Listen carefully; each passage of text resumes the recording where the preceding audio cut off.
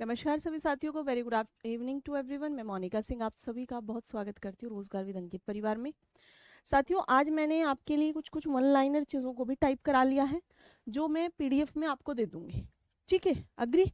तो कुछ इस प्रकार की बातें हैं, यहाँ पर देख सकते हैं आप उन्हें, जैसे यहाँ पर ये देखेंगे। ठीक है, तो इस तरीके की कुछ वन लाइनर बातें हैं, वन लाइनर चीज़ें हैं, हिंदी इंग्लिश दोनों में करा दिया मैंने। ठीक है, तो यहाँ से आपको डायरेक्टली क्वेश्चन आ सकते हैं। ठीक है, ये क्या है? ये पूर्व वर्षों के आधार पर दी है, एक बुक से ही मैंने लिया इवन। ठीक है जी, तो इस तरीके से ही आपको मान लिया सुमेलित वाला क्वेश्चन आपका पूछ लेगा कि कौन सुमेलित है ना? सैमुअल्सन ने, अर्थशास्त्र जे के मेहता, नीडलेसनेस यानी आवश्यक विहीनता, Adam Smith, wealth of nations, Robbins, सीमितता का अर्थशास्त्र, मार्शल अर्थशास्त्र के सिद्धांत, शुम्पीटर के अनुसार क्या है। इस तरीके की बातों को हमने इस पीडीएफ में शामिल कर लिया है, तो आप यहाँ से देख सकते हैं। ठीक है जी, इस तरीके की पीडीएफ को हमने यहाँ पर शामिल कर लिया है, आप देख लेना, समझ लेना, जहाँ पर दिक्कत आए वो बता देना। ठीक है, इतनी बात समझ में आ गई आपको? ओके, कई बच्चों के पर्सनल मैसेज मुझे आए हुए हैं अबाउट द स्टडी, तो डेफिनेटली मैं करूँगी। मेरी सुबह से कई सारी क्लासेस थी, है ना, लगभग ये है ना 5-6 क्लासेस जब हो जाती हैं तो थोड़ा सा हेक्टिक हो जाता है दिन, है ना। तो अभी इसके बाद एक और है, उसके बाद करूँगी मैं फिर। ठीक है जी, उसके बाद मैं आपके सभी के रिप्लाई कर दूंगी जो भी मुझे व्यक्तिगत तौर पर आए हुए हैं। यहाँ पर देखेंगे मुद्रास्फीति के प्रकार यानी कि टाइप्स ऑफ इन्फ्लेशन। एक तो हो गया भाई कोजेस के आधार पे।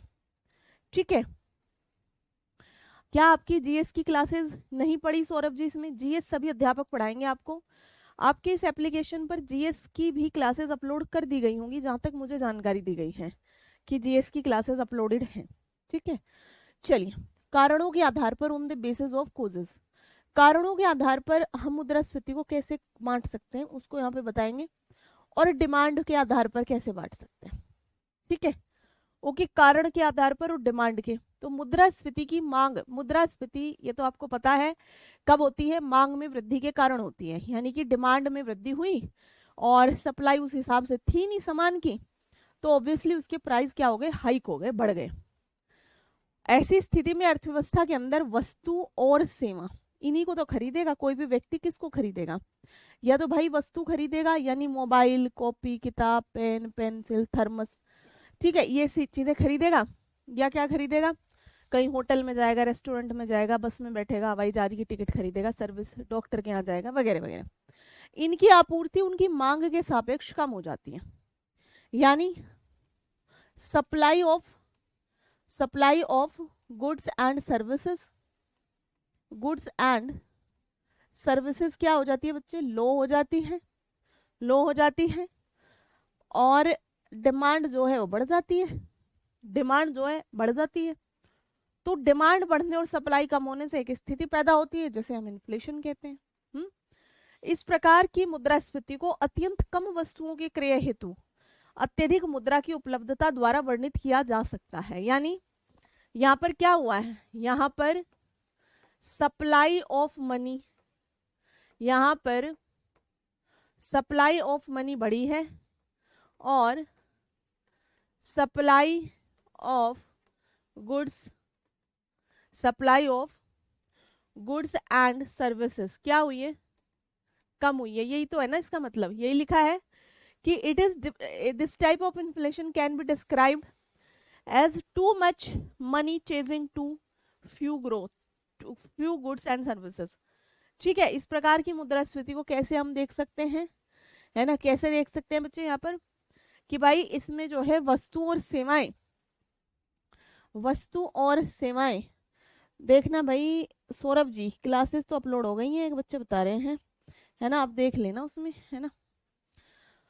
तो ये इन्फ्लेशन आपकी इस प्रकार से हो जाएगी, अर्थात डिमांड जो है अधिक है, आपूर्ति कम होने की वजह से मूल्य बढ़ गए, यही है एक्चुअली। आपूर्ति या तो जो है उतनी है पहले, पहले जितनी है, और उसके बियॉन्ड में डिमांड बढ़ी हुई है। ठीक है, क्या है जी? सप्लाई पहले जितनी है उसकी बियॉन्ड में डिमांड बढ़ी हुई है, तो इसलिए यहाँ पर ऑब्वियसली क्या होगा, प्राइस हाइक हो जाएगा।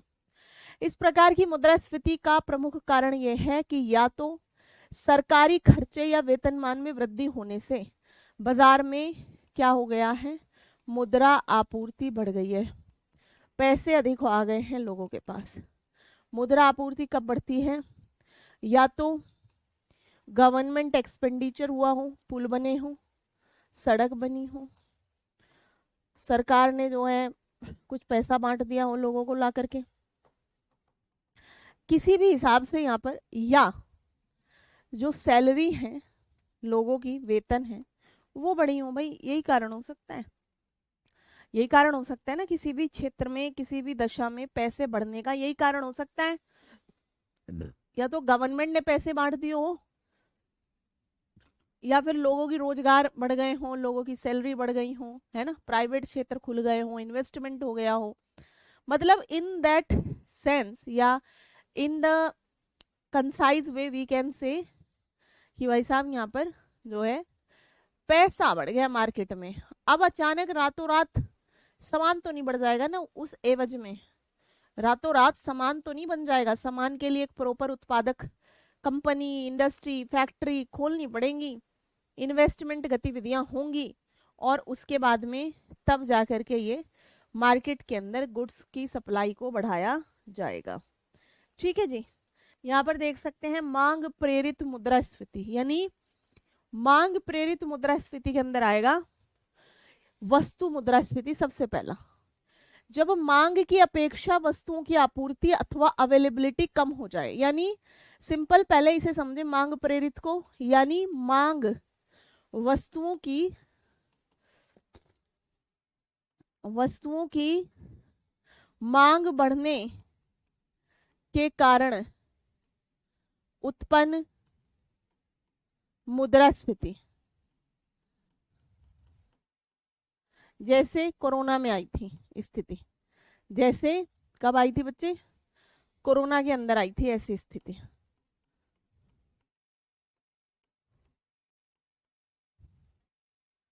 ठीक है, अचानक से क्या होता है ऐसी दशा में कि मुद्रा भी है,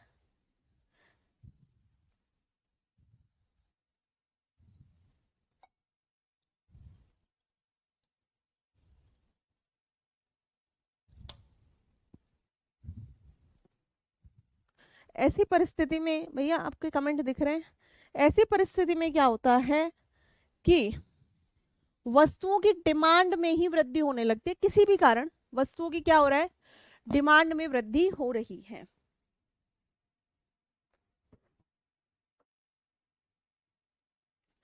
डिमांड में वृद्धि हो रही है, वस्तुओं की आपूर्ति भाई कम है या अनअवेलेबल है। डिमांड में वृद्धि हो रही है, यानी पता नहीं ऐसी कौन सी आफत आ गई, जैसे कि कोरोना के समय मास्क, सैनिटाइजर, अचानक से इनकी डिमांड पुल हुई थी। अचानक से क्या हुआ था, इनकी डिमांड पुल हुई थी, खिंच गई थी, इनकी डिमांड बढ़ गई थी। जनरल डे में आप कितने ही मास्क लगाते हैं, जनरली आप कितने ही सैनिटाइजर यूज करते हैं, उन दिनों अचानक से सैनिटाइजर डिमांड में आ गए तो इनकी मांग बढ़ गई, तो इसे डिमांड पुल इन्फ्लेशन कहा गया। इसमें पहली है कमोडिटी इन्फ्लेशन, यानी जब डिमांड की अपेक्षा वस्तुओं की आपूर्ति या उपलब्धता काफी कम हो जाए, जिसके फलस्वरूप कीमत स्तर में वृद्धि हो, उसे वस्तु मुद्रास्फीति कहा जाएगा। दूसरा है मुद्रास्फीति, जब अर्थव्यवस्था में क्या हो, मुद्रा की आपूर्ति बढ़ जाए, सिंपल यही तो बता रहे हैं, जब क्या हो, मनी सप्लाई बढ़ जाए, जब मनी सप्लाई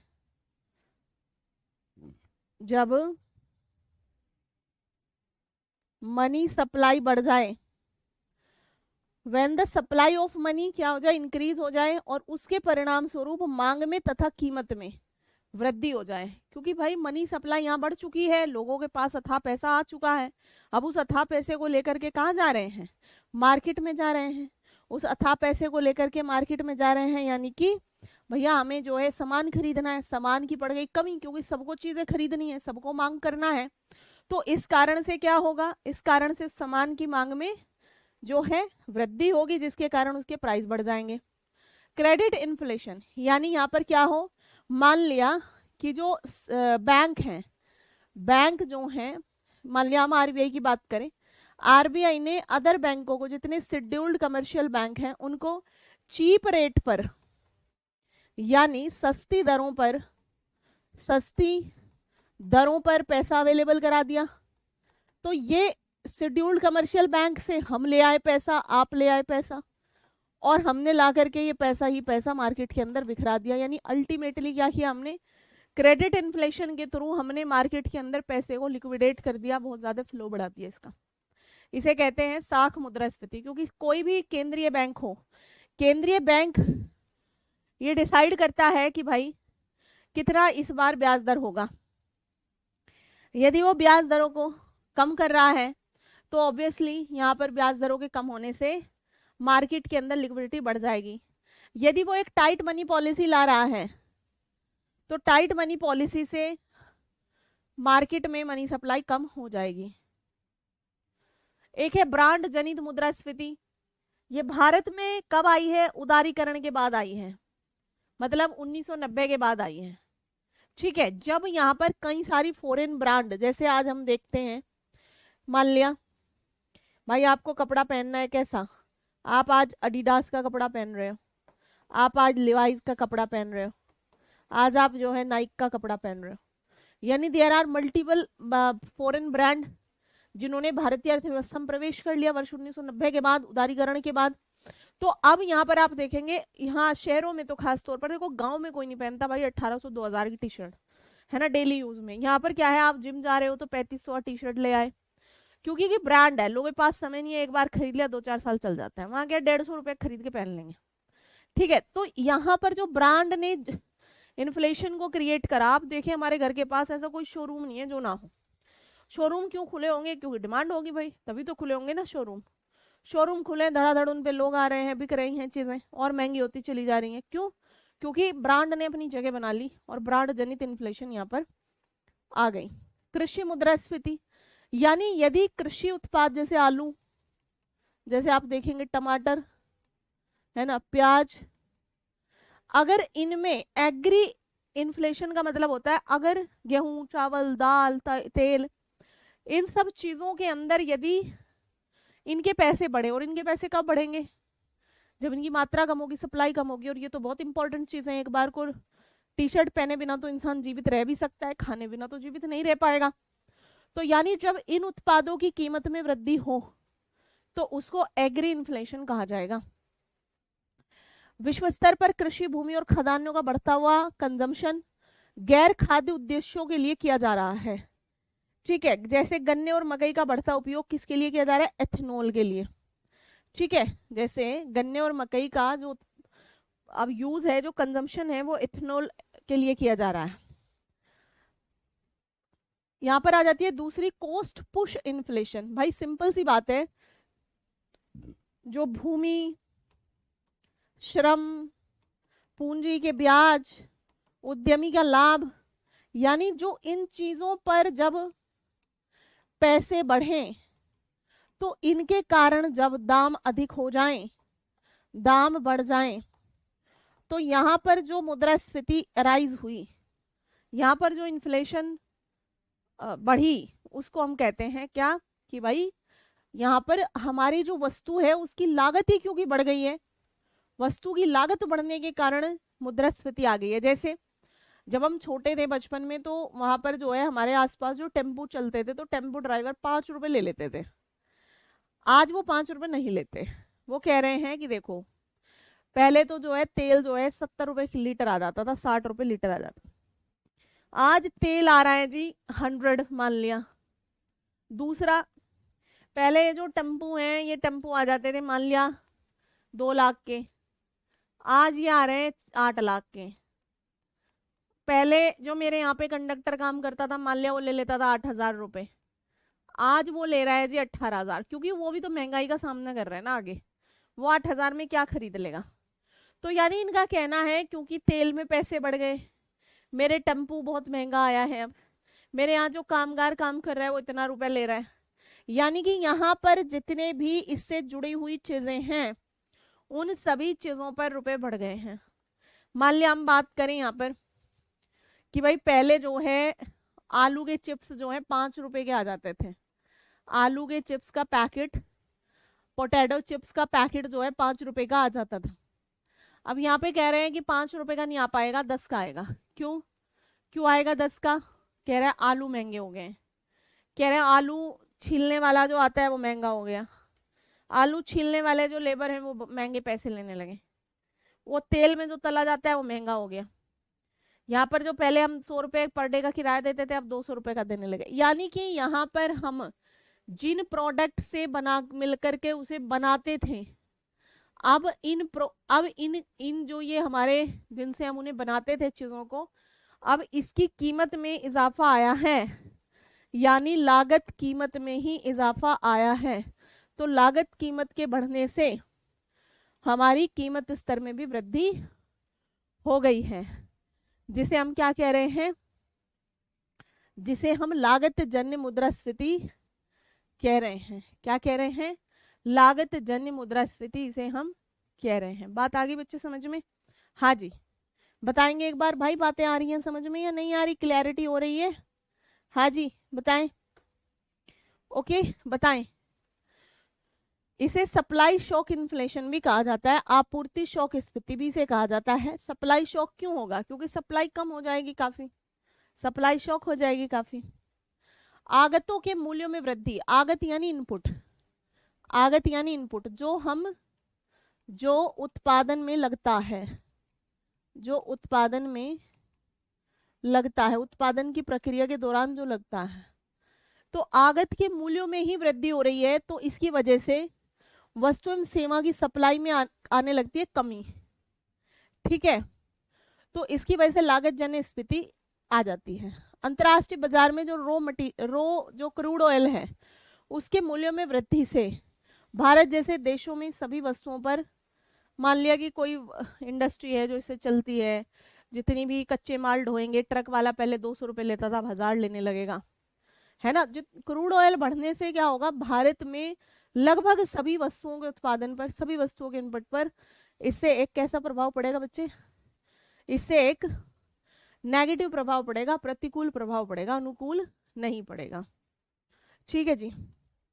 यहाँ पर लागत जन्य मुद्रास्फीति के भी कुछ प्रकार हैं। जैसे मैंने अभी बताया था कि भाई अगर श्रमिकों के पैसे बढ़ जाएं, यानी कि मजदूरी बढ़ जाए, तो मजदूरी यदि बढ़ जाएगी, वेज इंड्यूस्ड इन्फ्लेशन में क्या होगा?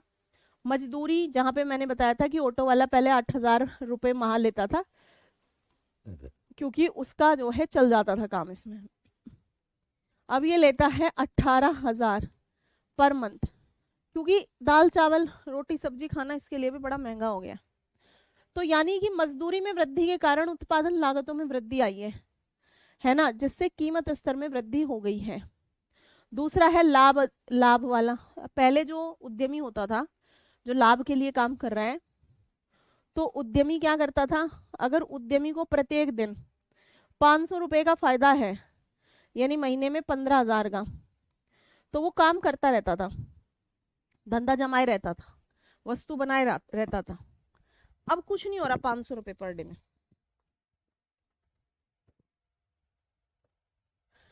अब तो उसे रोज के 5,000 रुपये पर डे बेनिफिट चाहिए।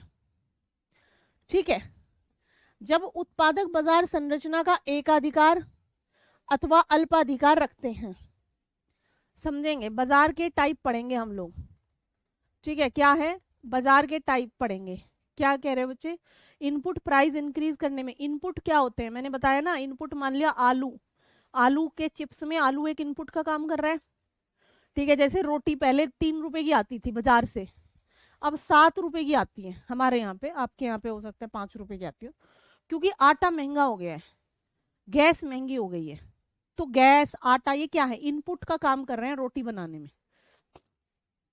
जो पहले रोटी बनाता था वो 200 रुपये पर डे ले लेता था, 6,000 रुपये माह, अब वो 500 रुपये पर डे ले रहा है। कह रहा है यहाँ आपके पास खड़े रहता हूँ रिस्क लेके जीवन में। तो यानी ये सब क्या है? 4 चीजों से मिलके कोई भी चीज का उत्पादन होता है। भूमि, पूंजी, उद्यमी और जो है आपका लेबर, यही लोग काम कर रहे हैं। भूमि के बदले किराया बढ़ गया है कि नहीं? पूंजी के बदले ब्याज बढ़ गया कि नहीं? लेबर के एवज में सैलरी बढ़ गई कि नहीं? उद्यमी के एवज में लाभ बढ़ गया कि नहीं? और वो क्यों बढ़ा? क्योंकि वो सरवाइव नहीं कर रहे पिछले वाले रेट पे। वो सरवाइव नहीं कर रहे पिछले वाले रेट पे, क्योंकि ओवरऑल महंगाई बढ़ रही है। तो जब इन इनपुट कॉस्ट पे पैसा बढ़ेगा तो वो कहाँ रिफ्लेक्ट होगा? वस्तु के प्राइस में। अभी वाली मैं आपको बताऊं, अभी मैं आपको एक चीज बताऊं, अभी ये वाली देखो, मैं किसी गवर्नमेंट के फेवर या विपक्ष या पक्ष में नहीं होती हूँ, मैं बहुत न्यूट्रल, मतलब मेरा अपना एक, मेरी अपनी एक विचारधारा है जो मैं कभी क्लास में नहीं बताती हूँ। मैं जरूर प्रभावित होती हूँ, परंतु मेरी अपनी एक विचारधारा है जो मैं क्लास में कभी, क्योंकि हम जो है यूपीएससी के स्टूडेंट्स को पढ़ाते रहे हैं, और यहाँ पर बहुत खतरनाक होता है जो टीचर अपनी आइडियोलॉजी को बच्चों के ऊपर इम्पोज करते हैं, काफ़ी खतरनाक होता है, especially in the mains exam और इंटरव्यू। क्योंकि मेरी एज अ व्यक्तिगत, एज अ मोनिका, मेरी एक अपनी आइडियोलॉजी है, देन मैं आप पे उसे नहीं इम्पोज कर सकती ना भाई। आप अपने रैशनल तरीके से सोचो, मैं क्यों आपकी बुद्धि में भरूं कुछ भी, सिंपल सी बात है। परंतु अगर हम सरकारों की बात करें तो इस सरकार ने क्या किया है, जो वर्तमान में सरकार है, महंगाई का क्यों पता नहीं चल रहा है आप देखेंगे। मान लिया पार्ले जी का बिस्कुट इतना बड़ा आता था, तो पार्ले जी का बिस्कुट आज भी 5 रुपए का ही आ रहा है, बट साइज इतना हो गया है, ध्यान देंगे। क्योंकि अगर उसे 8 रुपए करेंगे तो कॉस्ट का पता चलेगा और लोग हाहाकार मचा देंगे। मतलब ये सिर्फ मैं एक एग्जाम्पल दे रही हूँ। तो इस तरीके से महंगाई तो बढ़ी रही है ना, आपने खुद ने देखी है ये चीजें, कि पहले 20,000 रुपए माह कमाने वाला व्यक्ति ठीक ठाक दाल रोटी परिवार चला देता था, अब उसे जो है खाने के लिए भी लोन निकालना पड़ रहा है। मतलब हद हो गई है किसी चीज की, है ना। तो यहाँ पर आप क्या देख रहे हैं, मैं आपको बाजार के प्रकार पढ़ाऊंगी, पर बाजार के प्रकारों में आप यहाँ पर देखें, एक होता है एकाधिकार, मोनोपोली वाला, और अल्पाधिकार, यानी कि जहां पर पहले मार्केट में मान लिया कि एक ही व्यक्ति बिस्कुट बनाता था, तो उसे कहेंगे एकाधिकार। वो अपनी मनमर्जी चलाएगा, जब भी एकाधिकार होगा ना कहीं पे, वो अपनी मनमर्जी चलाएगा, क्योंकि प्रतिस्पर्धा का अभाव रहेगा, कंपटीशन का अभाव रहेगा। जब भी कई लोग होंगे मार्केट में बिस्किट बनाने वाले, तो उस समय पर क्या होगा बच्चे, उस समय पर यहाँ पर क्या होगा, उस समय पर यहाँ पर एक प्रकार से प्रतिस्पर्धा होती है, प्रतिस्पर्धा। ठीक है। तो लाभ जनित मुद्रास्फीति के अंदर क्या है कि भाई जब उत्पादक बाजार संरचना का एकाधिकार अथवा अल्पाधिकार रखते हैं और इस कारण यह स्थिति में होते हैं कि वो अपने लाभों में वृद्धि कर लें, तो इसे लाभ जनित मुद्रास्फीति कहा जाता है। बच्चे समझ में आ रही हैं बातें? हाँ जी। तो इसे क्या कहा जाएगा, इसे लाभ जनित मुद्रास्फीति कहा जाएगा, जब वो अपने लाभों में वृद्धि कर ले, है ना। क्योंकि कोई और तो खड़ा नहीं है टक्कर में, एक ही व्यक्ति है बिस्किट बना रहा है, 5 का बेचे 10 का बेचे, जिसे बिस्किट खाना वो खाएगा ही ना बेचारा आके। ठीक है जी। यहाँ पर देखेंगे मार्कअप मुद्रास्फीति क्या होती है। मार्कअप का मतलब क्या हुआ कि कॉस्ट है 100 और मार्कअप है 15, तो क्या हो जाएगा 115 मूल्य, और 100 में 20 जोड़ दोगे तो 120। यानी ये प्रशासित कीमत प्रणाली का एक भाग होता है, जहां किसी वस्तु की कीमत बाजार द्वारा नहीं बल्कि सरकार के द्वारा निर्धारित की जाती है। इसे मार्कअप मुद्रास्फीति कहते हैं। ये जो मार्कअप प्राइस है that is decided by government, that is decided by government. यहाँ पर उसकी लागत तो दोनों ही कंडीशन में, जो इसे बनाने में जो लगा, इसे बनाने में जो लागत आई है वह लागत तो 100 ही रुपीज है ना, वह लागत कितनी है 100 ही रुपीज है। पर उसके बाद जो मार्कअप प्राइस है that is decided by the government, that is इसके बाद में जो मूल्य यहाँ पर हुआ है 115 और 120, है ना, 115 और 120, ये यहाँ पर क्या हो जाएगा, इसकी मार्कअप प्राइस की वजह से मूल्य क्या हो सकता है, बढ़ और घट सकता है। ये प्रशासित या एडमिनिस्ट्रेटिव कीमत प्रणाली होती है। एक तो हो गया भाई मार्केट का, एक तो मार्केट के हिसाब से आपके प्राइस होंगे। मार्केट के हिसाब से कैसे होते हैं प्राइस, जिसे हम बाजार मूल्य प्रणाली कहते हैं। क्या कहते हैं, बाजार मूल्य प्रणाली।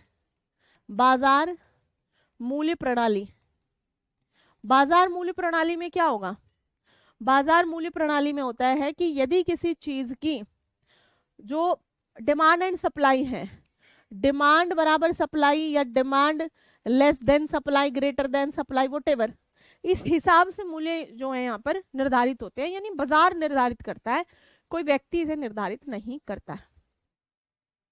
ठीक है, इसे मार्कअप मुद्रास्फीति कहते हैं। ये जो कीमत बाजार द्वारा नहीं बल्कि सरकार के द्वारा निर्धारित की गई है। एक होती है अदृश्य मुद्रास्फीति, यानी जब किसी प्रकार की बिक्री को अपरिवर्तित कीमत पर किंतु अपेक्षाकृत कम मात्रा के साथ किया जाए तो इसे अदृश्य मुद्रास्फीति कहते हैं। तो इसे क्या कहेंगे? अदृश्य मुद्रास्फीति से कहा जाएगा। क्या कहा जाएगा? अदृश्य मुद्रास्फीति। जब किसी प्रकार की बिक्री अपरिवर्तित कीमतों पर यानी कि अनचेंज्ड कीमतों पर, अनचेंज्ड प्राइस पर, पहले भी 10 रुपए थी, अभी भी 10 रुपए है, परंतु पहले हम जो है 20 पेन बेचते थे, अभी केवल 10 पेन बेच रहे हैं। तो यानी यहाँ पर क्या हो गया? यहाँ पर हम एक प्रकार से सप्लाई को कम कर रहे हैं। 10 ही रुपए का बेच रहे हैं, 10 ही रुपए पे बिक्री कर रहे हैं, पर 10 रुपए की बिक्री में पहले 20 पेन बेचते थे और अब क्या है, 10 को होल्ड करके अपने पास रख ले रहे हैं। ये दिख नहीं रही है, पर सप्लाई क्या हो रही है? पेनों की कम हो रही है। तो कल को क्या होगा? पेनों पे पैसे बढ़ेंगे ही बढ़ेंगे, क्योंकि जितनी डिमांड है उसके हिसाब से सप्लाई मार्केट में नहीं है। तो जब डिमांड के हिसाब से सप्लाई नहीं है मार्केट में, तो भैया इन्फ्लेशन तो होगा, इन्फ्लेशन तो होगा, उसे तो कोई नहीं रोक सकता। But that is a kind of hidden inflation which can not be seen bye anyone, right? Okay भाई, कोई दुकानदार है या कोई उत्पादक है, उत्पादक ने क्या किया? ये दो कंडीशन है, एक पहली और एक बाद की। यहाँ पर जो है ये कोई उत्पादक वर्ग है, ये क्या करता था? मान लिया जूता बनाता था, जूता एक ही व्यक्ति बना रहे मान लिया, ठीक है, जूता बनाता था, पहले जो है 100 रुपए का जूता बेचता था और हर महीने जो है 50 जोड़ी सेल कर देता था, 50 जोड़ी बेचता था। अब इसके मन में आई कि जब मैं ही एक हूँ, अहम ब्रह्मास्मि, नहीं मैं ही हूँ सब कुछ, मैं चाहूँ जूते को कितना कम और ज्यादा कर सकता हूँ, कौन आ रहा देखने मुझे। इसने क्या किया? कई सारे वो लगा लिए, लोग लगा लिए, और क्या करना शुरू किया? रुपए नहीं बदले, 100 रुपए की ही जोड़ी देता रहा। बट मार्केट में कितने जूते उतारे? 10, और 40 क्या कर लिए? होल्ड कर लिए यहाँ अपने पास हर महीने। तो जब यहाँ पर लोग खड़े थे 50 जूते खरीदने के लिए और आए उनके हत्थे 10, तो वो तो मार्केट में जाके क्या होगा? महंगाई तो होगा, महंगा। और ये 40 क्या करते जा रहा है? ब्लॉक करते जा रहा है। 2 माह में इसने 80 जोड़ी जूते बना के रख लिए थे। अब ये बाद में डालेगा जब खूब डिमांड आ जाएगी, ठीक है। पर ये क्या है? ये एक प्रकार की अदृश्य, यानी कि that is a hidden inflation which can not be seen, right? Okay, यहाँ पर नेक्स्ट देखेंगे आप, आयातित मुद्रास्फीति। भाई सिंपल सी बात है, आज हम रह रहे हैं एक बहुत ही ओपन टाइप की इकोनॉमी के अंदर। अब हम बहुत सारी चीजों का तो आयात ही कर लेते हैं, 1990 के बाद ये बहुत बड़ी मात्रा में बढ़ा है। तो आयातित मुद्रास्फीति क्या होगा? हम बहुत सारी चीजों को इंटरनेशनल मार्केट से लेते हैं, अपनी जरूरत की भी, और बहुत सारी चीजों को तो हम लेते हैं और फिर उन्हें यहाँ मंगा करके उनमें कुछ मॉडिफिकेशन करके कुछ चीजें करके फिर उन्हें बेच भी देते हैं। समझ रहे हो? एक ये भी प्रोसेस हम करते हैं।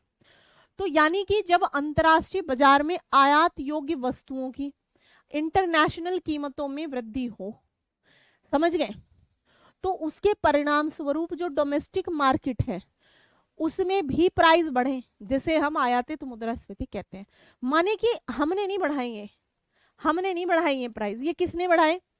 ये प्राइस बढ़ाए हैं इंटरनेशनल कीमतों के कारण। मान लिया कि भैया हम जो है, मान लिया हम अपने देश के अंदर एडिडास की टी शर्ट मंगा रहे हैं, ठीक है, हमारे यहाँ खूब सारे स्टोर खुले हुए हैं। अब ये जो है हमने महंगी नहीं करी, ये वहीं से जो है 5000 की आई टी शर्ट, पहले आती थी मान लिया 2200 की, अब यहाँ 2200 की आती थी तो हमारे देश में 2500 की बिक जाती थी।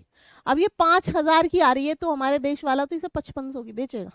यानी इंटरनेशनल लेवल पर ही कुछ दिक्कत आ गई। इंटरनेशनल पे या कस्टम बढ़ गया, या वहीं पे जो है उनके वहीं पे उत्पादन शुल्क बढ़ गया, या लागत बढ़ गई, या उनके यहीं पे सप्लाई कम हो गई, whatever is the reason, that doesn't matter for us, ठीक है।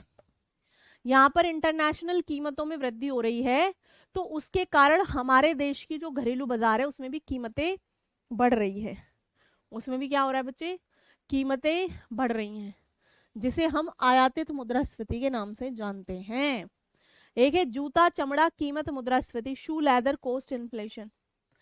इसका संबंध मुद्रास्फीति की अतिरिक्त लागतों से है। मतलब इसमें जूता चमड़ा तो सिर्फ मैंने दिया, यहाँ पर आप कच्चे माल को कह सकते हैं, कोई भी किसी भी प्रकार के कच्चे माल के कारण। जूता चमड़ा यानी कि मान लिया हम शू इंडस्ट्री में काम कर रहे हैं, लेदर इंडस्ट्री ओवरऑल।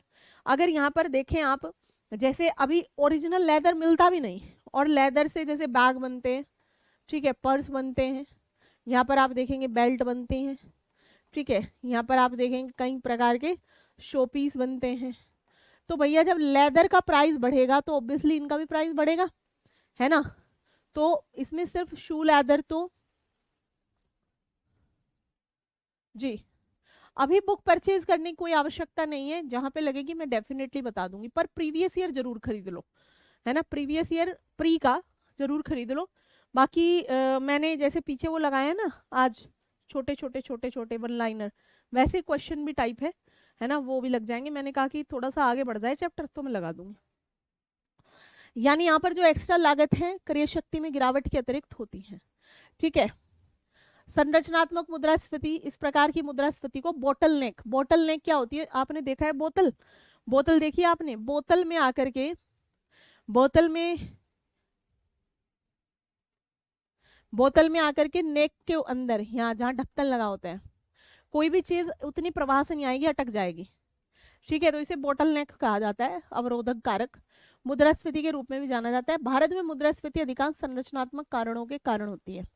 संरचनात्मक यानी कि स्ट्रक्चरल बेस्ड होती है भारत के अंदर। मतलब मान लें कि भारत का किसान है, उसने प्याज लगाया, तो प्याज की कीमत, जो मिडल मैन थे, प्याज उससे 10 रुपए किलो खरीद लिए, और हमें कितने मिले, 40 रुपए किलो। तो 30 रुपए कहाँ खाए, बिचौलियों ने खा लिए। तो ये संरचना व्यवस्था के कारण ही तो हुआ।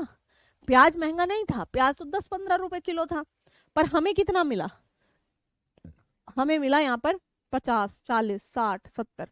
ये क्यों मिला, मिडिलमैन।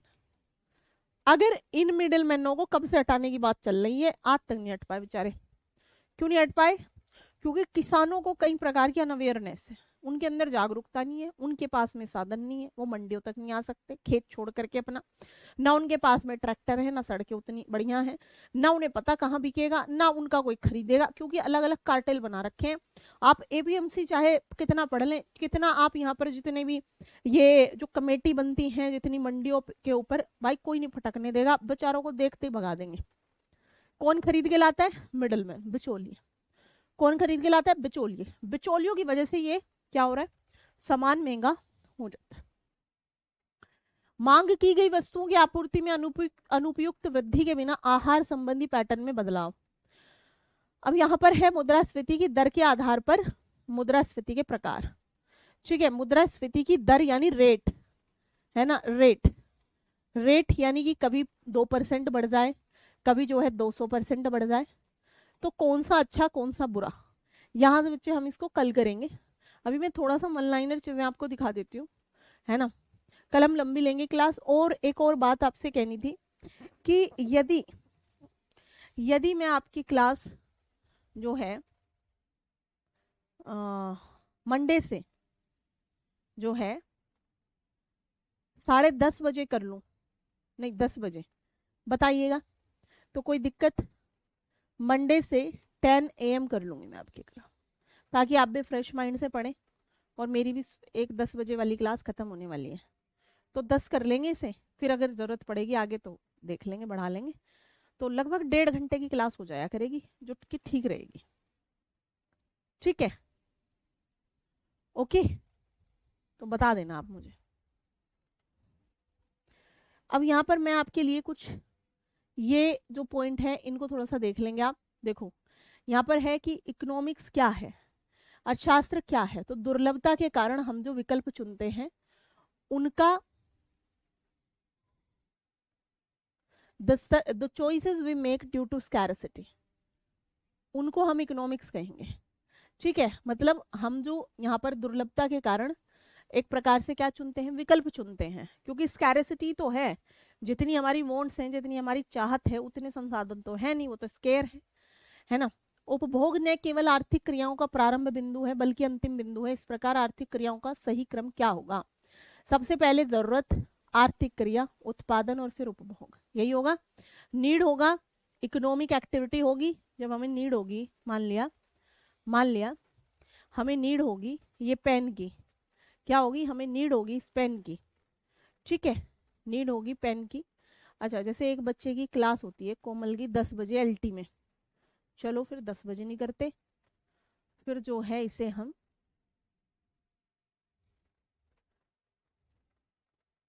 2 बजे कर लेते हैं, या देखते हैं, चलो मैं बता दूंगी, अभी नहीं कर रहे हैं, अभी नहीं कर रहे हैं, ठीक है, अभी नहीं कर रहे हैं, मैं बता दूंगी आपको, ठीक है, अभी 1-2 हफ्ते नहीं कर रहे हैं। नीड, इकोनॉमिक एक्टिविटी, प्रोडक्शन और कंजम्पशन, यही होगा। अर्थशास्त्र कला एवं विज्ञान के रूप में एक दूसरे का पूरक है, यह किसने कहा था? डायरेक्ट पूछ लेगा, क्रूसा ने कहा था। प्रतिष्ठित अर्थशास्त्री उपभोग के मुकाबले अधिक महत्व देते हैं उत्पादन को, मतलब कंजम्पशन को नहीं, अपितु अपितु किसको, कि पहले प्रोडक्शन करो, ठीक है। अभाव की स्थिति विद्यमान होती है क्योंकि हर किसी की इच्छा पूरी करने के लिए पर्याप्त संसाधन नहीं है, यही तो है स्कैरेसिटी, ठीक है। शुम्पेटर के अनुसार स्थिर साम्य, अस्थिर साम्य और उदासीन साम्य, यानी कि स्टेबल इक्विलिब्रियम, स्टेबल इक्विलिब्रियम में क्या होगा, जहां पे डिमांड प्लस सप्लाई, डिमांड और सप्लाई बराबर होंगे। अनस्टेबल में और इनडिफरेंट में, यानी कि एक प्रकार से असंतुलित होंगे, यही है शुम्पेटर कहता है। मार्शल अर्थशास्त्र के सिद्धांत देते हैं, रॉबिन्स सीमितता का सिद्धांत देते हैं, Adam Smith wealth of Nations का सिद्धांत देते हैं, जेके मेहता आवश्यकता विहीनता को बताते हैं, सैम्यूल्सन अर्थशास्त्र को बताते हैं। प्रदर्शन प्रभाव भविष्य मूल्यों के प्रति अपेक्षा तथा करारोपण की नीति में से एक जो पूर्ति का निर्धारक नहीं है, ये क्या है? ये आपका डिमोन्स्ट्रेटिव इफेक्ट है, यानी प्रदर्शन प्रभाव है। समष्टि शब्द का किसने किया था भाई? यहाँ पर फ्रिश के द्वारा किया गया था, ठीक है। मैक्रो का जो यूज है, सार्वजनिक वस्तु का सबसे अच्छा वर्णन करता है एक वस्तु जो गैर बहिष्कृत और गैर प्रतिद्वंदी हो, यानी गैर बहिष्कृत और गैर प्रतिद्वंदी का क्या मतलब हुआ? जैसे पार्क, पुलिस, ठीक है, ये क्या है? सार्वजनिक हुई ना, ये सड़क सार्वजनिक हुई ना, ये जहां पे कोई प्रतिस्पर्धा नहीं है। मैं अगर सड़क पे चल गई तो कम थोड़ी हो जाएगी वो, और चलने 100 लोग, मैं पार्क में बैठ गई तो कम थोड़ी। सूरज नेचुरल हुआ, वैसे वो पुलिस सबको न्याय देगी ना, ठीक है। एडम स्मिथ के आर्थिक विकास के अनुसार श्रम विभाजन किस पर निर्भर करता है? बाजार के आकार पे। एडम स्मिथ कहते हैं कि भाई साइज ऑफ मार्केट जितनी है उसी में हम आर्थिक विकास सिद्धांत, उसी में जो है लेबर डिवीजन होगा।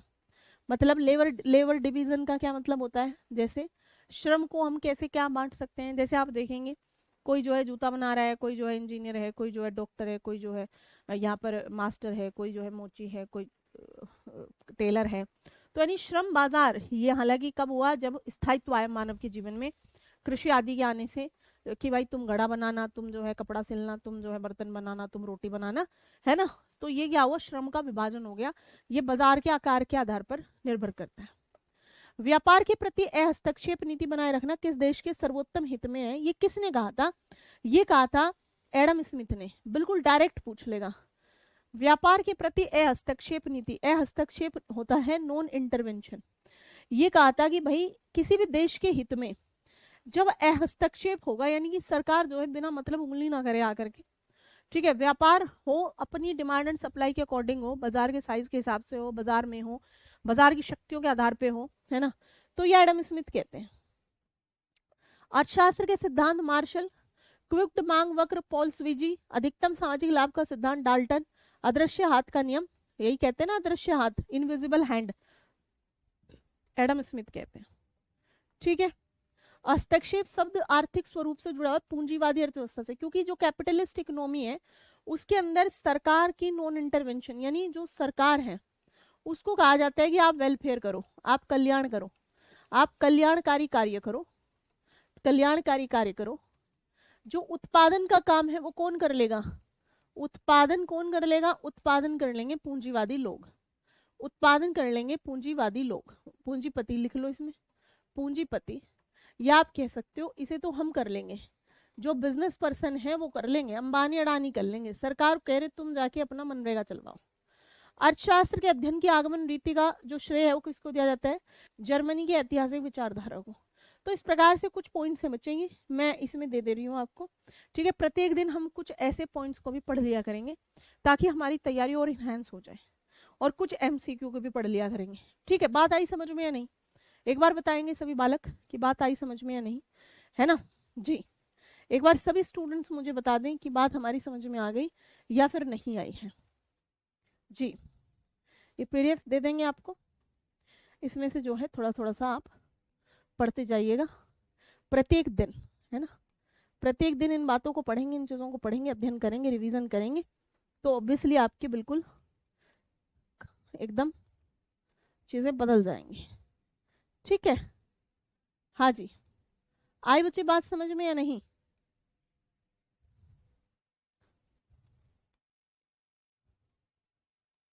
हाँ जी, बात आई समझ में? एक बार बताएंगे सभी कि हाँ जी बात समझ में आ गई या नहीं आई।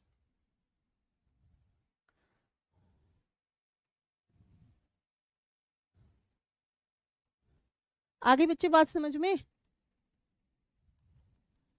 समझ में आई सारी चीजें? क्लास ठीक लगी? कुछ और चीजों की आवश्यकता? ओहो, सितंबर है अभी तो, है ना।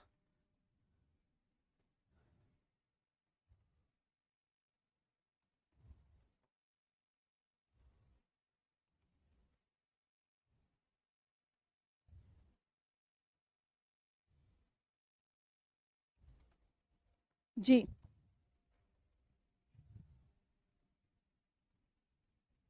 ओके जी, चलिए तो मिलते हैं फिर कल की क्लास में। Okay, thank you so much to everyone. नमस्कार आप सभी को।